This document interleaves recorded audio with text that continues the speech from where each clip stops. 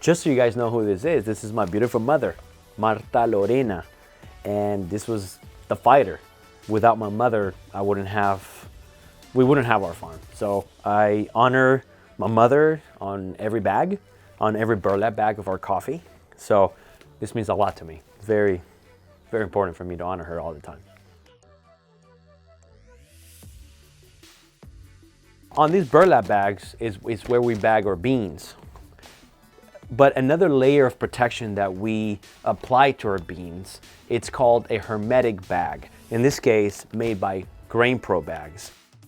Inside these burlap bags, we have these things called hermetic bags. What they do is they preserve the moisture content in our coffee beans.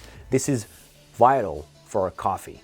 It has to have, our coffee cannot go stale in the burlap bags. If we were just to keep them in the burlap bags, after a couple of months, we would lose all of our moisture. And that's really, really bad for coffee. So these bags here, they play a very special role in our specialty coffee. Again, specialty coffee.